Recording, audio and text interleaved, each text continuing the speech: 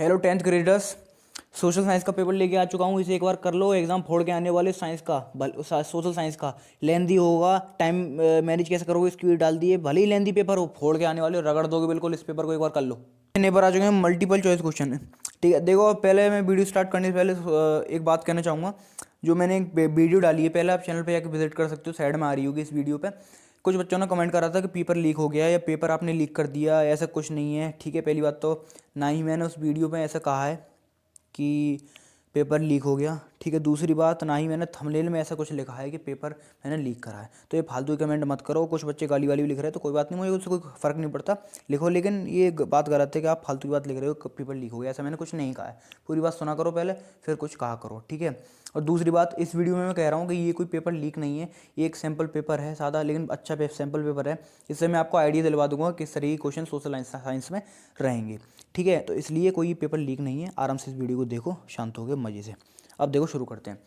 और यहाँ पर जो है, जिस बच्चे से मैंने पेपर लिया है उसने टिक करे थे अपने, टिक कर लिए हैं। ठीक है, ऐसा नहीं है कि मैंने टिक लगाए हैं। मुझे मतलब गूगल से देख के ऐसा मत समझना, जिसने मैंने पेपर लिया उसका लगा हुआ है। तो मैं समझा दूंगा आपको किस तरीके से। देखो पहला क्वेश्चन है, which one of the following ideologies were the European government driven by the after defeat of Napoleon 1815। आपको पता होगा डिफीट ऑफ नेपोलियन 1815 के बाद जो गवर्नमेंट थी, European government driven by the defeat of, ठीक है, आइडियोलॉजीज तो जो थी यूरोपियन गवर्नमेंट की, तो वो कंजर्वेटिज्म थी। तो इसका आंसर कंजर्वेटिज्म है। क्वेश्चन है, choose the correct option from the following regarding central powers in the first world war. Germany, Austria, Hungary and Ottoman Turkey थी फर्स्ट पावर, सेंट्रल पावर्स थी अपनी फर्स्ट वर्ल्ड वॉर में। दूसरा question है, in which one of the following countries was mass production and important feature in the 1920s।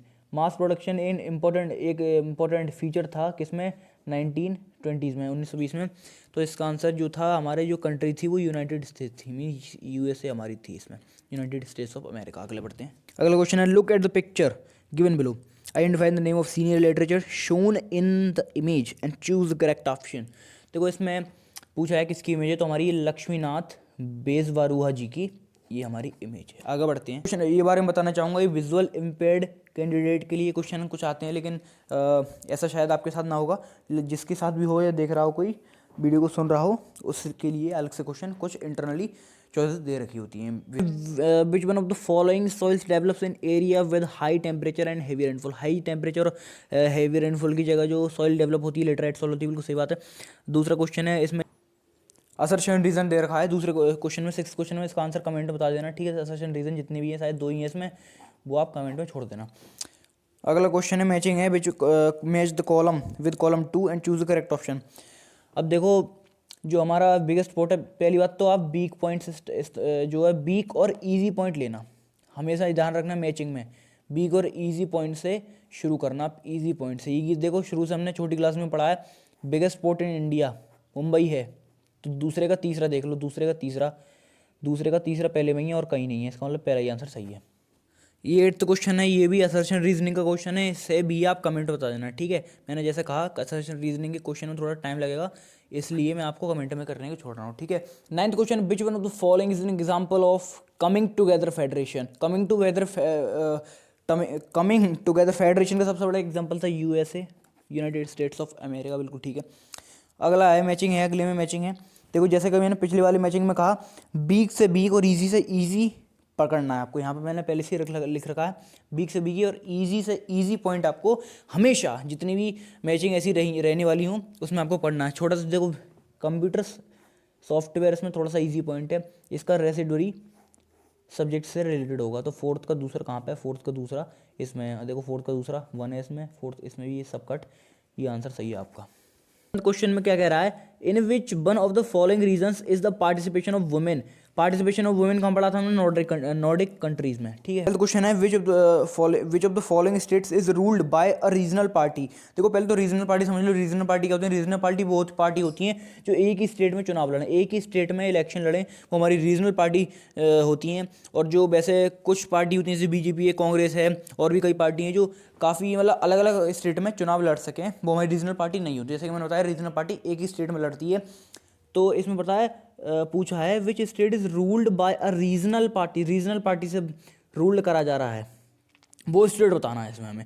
तो हरियाणा है, देखो इसमें सीएम बदलते रहते हैं, कोई अलग पार्टी का कोई अलग पार्टी का। इस वक्त जो पार्टी का है वो बीजेपी का है, मध्य प्रदेश में बीजेपी का, राजस्थान में भी बीजेपी का, ठीक है। तो यहाँ पे जो है उड़ीसा आंसर सही हो जाएगा इसका। अगला क्वेश्चन है which one of the following countries adopted multi party system. Multi party system तो भाई इंडिया में ही और कहीं नहीं है, मतलब और जो होगा लेकिन इंडिया में है सबसे ज़्यादा। और अगला क्वेश्चन है choose the correct option to fill in the blank.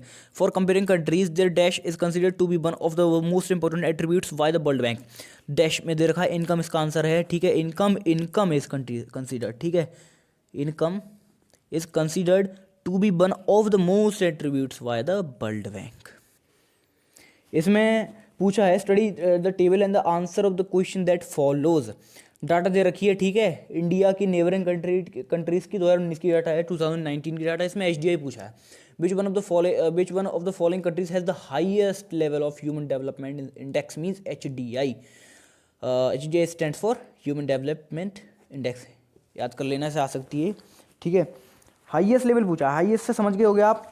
Highest का देखो मुझे लगता है इन कंट्रीज़ का जो हाईएस्ट नंबर यहाँ पर होगा उसे देख के आंसर लगा दोगे, लेकिन आंसर नहीं है वो, तो इसका आंसर ये होगा, ठीक है, श्रीलंका होगा। बताना है आपको, कमेंट में बता देना इसका आंसर, इसका जो आंसर कि भाई ये क्यों होगा। हमें तो हाईएस्ट का मतलब ज़्यादा नंबर होगा, जिसके ज़्यादा एचडीआई होगी इनमें से उसका मतलब उसका नाम आएगा इसमें, लेकिन सबसे ज़्यादा कम एचडीआई जिसकी है वहाँ श्रीलंका से लगा रहे, क्यों लगा रहे हैं कमेंट बताना। Products being change into other forms is known as secondary product है इसका आंसर। अब देखो क्यों है, कॉन्सेप्ट भी समझना जरूरी है। देखो नेचर, इसमें लिखा है direct natural product being change into other form. Direct other form में मीन्स नेचुरल प्रोडक्ट एक तरह का प्राइमरी हो गया। प्राइमरी प्रोडक्ट मतलब नेचुरली होता है, जो फर्स्ट स्टेज होती है वो हमारी प्राइमरी प्रोडक्ट होती है, मीन्स फर्स्ट स्टेज अपनी नेचुरल प्रोडक्ट की होती है। और इसमें पूछा इनटू अनदर, ऐसा कुछ नहीं लिखा। अगर यहाँ लिखा होता कि natural product being change into last stage form, तो लास्ट स्टेज फॉर्म अपनी टर्चरी सेक्टर की होती, ठीक है। तो इसमें डायरेक्ट इनटू अनदर फॉर्म पूछा है, इसका मतलब सेकेंडरी प्रोडक्ट। अगला क्वेश्चन, आंसर मैंने पहले लिख दिया, यहाँ पर कमेंट में बता देना इसका आंसर कमेंट में, लेकिन पूछ लेते which one of the following is feature of unorganise sector का आपको इसमें फीचर बताना है, ठीक है। Which one of the following is the modern form of currency. Modern form of currency बतानी है। देखो गोल्ड कॉइन्स हैं, गोल्ड कॉइन मान लो कोई भाई 1 रुपये का गोल्ड का सिक्का बताएगा, तो यार 1 रुपये को वो पहले तो 1 रुपये तो है ही, ऊपर तो गोल्ड का सिक्का, समझ रहे हो कितना महंगा पड़ेगा, ऐसी बर्बाद हो लेगा, वही बनाने वाला तो ये खत्म कहानी इसकी। तो सिल्वर कॉइन्स इसमें भी महंगा पड़ेगा भाई, चांदी का कौन सिक्का बनाएगा, ये खत्म कहानी इसकी भी। कॉपर कॉइन इसमें ज़्यादातर वायर में यूज़ होता है, ये भी महंगा है, कॉपर भी, तो भाई इसकी भी कहानी खत्म। आंसर हो गया पेपर नोट्स, ठीक है। ऐसे मैंने कई जगह इसमें कमेंट लिख रखा है, तो पहले मैंने पढ़ के लिख रखा था, जिससे कि आपका टाइम वेस्ट ना होगा, टाइम आपके पास है कम, ठीक है। तो जल्दी से हम, और मैं तो कह रहा हूँ 2x करके इस वीडियो को फटाफट देख लो, ठीक है, टाइम नहीं है बिल्कुल भी। आगे देखो क्या है, आगे क्वेश्चन पूछ रहा है which one of the following is challenge of globalization. तो इसका आंसर है हमारा डी, ठीक है। तो लास्ट जो क्वेश्चन था 20 उसका आंसर होगा डी। अब आगे बढ़ते हैं। अब देखो आ चुके हैं section be very short answer type question. अब इससे आपको आइडिया लगने वाला है किस तरह के क्वेश्चन हमें एग्जाम में मिलने वाले हैं, और हो सकता है इससे 1-2 क्वेश्चन या 2-3 क्वेश्चन आपको बोर्ड में फंस जाए, ठीक है। तो ध्यान से देखते रहना, पीडीएफ को एक्सेस कर लेना, डिस्क्रिप्शन में पढ़िए पीडीएफ, ठीक है। तो पहले इसमें क्वेश्चन है analyse the role of chief minister Cavour. Cavour का इसमें अगर आपने इसका जीवन परिचय पढ़ लिया होगा, इसके बारे में अगर आपने पढ़ा होगा, तो वही अगर इसके बारे में लिख दोगे ना तो कहानी खत्म भैया, 2 नंबर मिल जाएंगे आराम से। दूसरा, examine the ideas of liberal nationalism in Europe during 19th century, ठीक है। ये आप पढ़ लेना पीडीएफ से, अगर मैं ऐसे ही पढ़ के सुना दूंगा तो टाइम लगेगा काफ़ी, सिर्फ हमें देखना है किस तरीके इसमें क्वेश्चन है। सही, यहाँ पर एनी 2 वेज कंजर्व, सिर्फ 2 वे बताने हैं भाई साहब, कंजर्व वाइल्ड लाइफ के लिए, कैसे कंजर्व कर सकें वाइल्ड लाइफ इन इंडिया में, ठीक है। 2 नंबर मिल जाएंगे। अगला क्वेश्चन है why did the feeling of alienation increase among the Sri Lanka Tamils के बारे में क्वेश्चन है। आई थिंक ये पहले चैप्टर से ही आपके पॉलिटिकल साइंस वाले से, बेल्जियम वाले से, उसमें श्रीलंका के बारे में दिया है, ठीक है। दूसरा है क्रेडिट, अभी आप पढ़ लेना, ठीक है। अब बात कर ले सेक्शन सीरीज में शॉर्ट आंसर टाइप क्वेश्चन है। अब इसमें भी इंटरनल चॉइस है 25वें क्वेश्चन पर ए और बी में। How did print come into exercise in Europe. Print के बारे में, प्रिंट कल्चर के बारे में दिया हुआ है। हाउ डिड एक्सेस, दूसरा question how did access the book create, ये भी आई थिंक प्रिंट कल्चर के बारे में चैप्टर में दिया हुआ है, बुक बारे में, ठीक है। दूसरा question energy is required for, देगा पढ़ते रहना, ठीक है। मैं सिर्फ देखो कि ये लिटरेसी रेट के बारे में है, यहाँ पर 3-3 नंबर के क्वेश्चन है। प्राइमरी और सेकेंडरी ये तो हर साल पूछा जाता है, और 100%। और ये importance of tertiary sector, tertiary sector 100% लिख के ले लो 2024 के एग्जाम में रखा मिलेगा। मतलब पूरा नहीं, मतलब बेस या इसके जैसा कुछ क्वेश्चन। टर्चरी सेक्टर, सेक्टर के बारे में याद रख लो, सेक्टर के बारे में कोई सेक्टर से पूछा जा सकता है, सेक्टर के बारे में 100% लिख के ले लो, क्वेश्चन आएगा 100%। क्योंकि मैंने जब दिया था तो मैंने PYQs करे थे, प्रीवियस क्वेश्चन में भी टर्चरी सेक्टर या सेक्टर के बारे में क्वेश्चन था, और मेरे एग्जाम में सेक्टर के बारे में क्वेश्चन आया था, और इस साल भी सेक्टर के बारे में क्वेश्चन आना है। देखो आगे क्या दिया हुआ है, लॉन्ग आंसर टाइप क्वेश्चन है। देखो इसमें दिया हुआ analyse the role of business classes, business class का रोल डिफाइन करना है सिविल डिसोबीडियंस मूवमेंट में, ठीक है। Analyse the role of women in civil, अब इसमें वुमेन का रोल अगर सिविल डिसोबीडियंस मूवमेंट में, सिर्फ अगर आप सिविल डिसोबीडियंस मूवमेंट को पढ़ लोगे ना तो ये दोनों आंसर आपके हाथ में रटे होंगे, हाथ में लिखे होंगे, दिमाग में एकदम छप गए होंगे। क्यों? क्योंकि सिविल डिसोबीडियंस मूवमेंट में ही सब कुछ इसमें लिखा होगा, रिच क्लास के बारे में, बिजनेस क्लास के बारे में, और जो हमारे वुमेन्स हैं उनके बारे में, ठीक है, सब लिखा होगा। तो आप सिर्फ सिविल डिसोबीडियंस मूवमेंट तो जरूर पढ़ना है आपको, सिविल डिसोबीडियंस मूवमेंट से 100% क्वेश्चन बनने वाला है, ठीक है। अगला क्वेश्चन है explain the feature of primitive substance and commercial farming in India के बारे में, और explain the feature of intensive substance and plantation and formation India के। आगे बढ़, ये लॉन्ग क्वेश्चन के ही क्वेश्चन दिए हुए हैं सब में, मुझे लगता है इसमें देखो इसमें भी चॉइस है।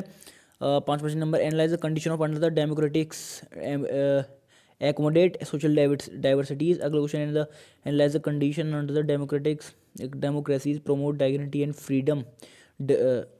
Freedom of citizens. अगला क्वेश्चन है how many multiple corporation MNCs के बारे में दिया हुआ है, explain any 5 steps in central and state governments के बारे में दिया हुआ है। सेक्शन ई में आपको केस बेस्ड क्वेश्चन मिलने वाले हैं, ठीक है। जैसे आप PDF में यहाँ पर पढ़ लेना, उसके आंसर आप दे सकते हो यहाँ पर आप उसके आंसर दे सकते हो। देखो उससे आपके मैनचेस्टर से ये पूरा उसमें पढ़ा होगा, ये आप तीनों के यहाँ पर आप आंसर आपको देने हैं, ठीक है। आपको केस बेस पढ़ना है, आंसर देना है, ठीक है। इसमें केस बेस आपको पढ़ना है, और यहाँ पर ये ऊपर वाले का क्वेश्चन दे रखा है, ठीक है, और दूसरा ये पैसेज दे रखा है। पैसेज आराम से आप PDF में पढ़ लेना, ठीक है। और हो सकता है एक आध केस बेस यहाँ पर फंस जाए, तो आराम से ऐसे पढ़ लेना, 3 क्वेश्चन ही दे रखे हैं।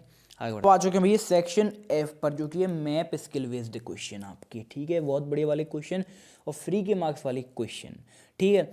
और जैसे कि आपको साइड में वीडियो दिख रही है, इस वीडियो में आप जाके देख सकते हो, मैंने मैप के बारे में बताया कि कहाँ से मैप करने हैं, किस तरीके से मैप करने हैं, और एक भी क्वेश्चन आपका मैप से छूटेगा नहीं अगर आपने ये वीडियो मेरी देख ली तो, ठीक है। अब देखो इसमें क्वेश्चन क्या पूछा गया है, A और B पार्ट है 37वें क्वेश्चन के, 2 प्लेसेस A एंड B। इसमें देखो मैप जो था, इस बच्चे ने मैप आपको पेपर के साथ मिलेगा लगा हुआ, ऐसा नहीं अलग से कोई आएगा, प्रिंटेड स्कूल वाले देते हैं, पेपर के साथ ही लगा हुआ आता है प्रिंटेड, उसे आपको फाड़ना होता है, मतलब निकालना होता है पेपर में से, और कॉपी में पेस्ट करना होता है फिल करके अपना, ठीक है। तो ये दे रखे हैं आपको, मैप में ये फिल करने हैं, जो भी है पढ़ लेना आराम से। क्वेश्चन दिया गया है मतलब मैप का ही विजुअल इम्पेयर्ड कैंडिडेट्स के लिए। तो यहाँ आपका पेपर होता है ख़त्म, और बाकी टाइम वेस्ट नहीं करूँगा बिल्कुल, ठीक है। मिलते हैं नेक्स्ट वीडियो में। समझ में आया तो वीडियो को लाइक कर देना, और यार चैनल को सब्सक्राइब कर देना, नया चैनल है, बहुत ज़्यादा सपोर्ट की ज़रूरत है आपको लोग की। तो मिलते हैं नेक्स्ट वीडियो, तब तक के लिए जय हिंद।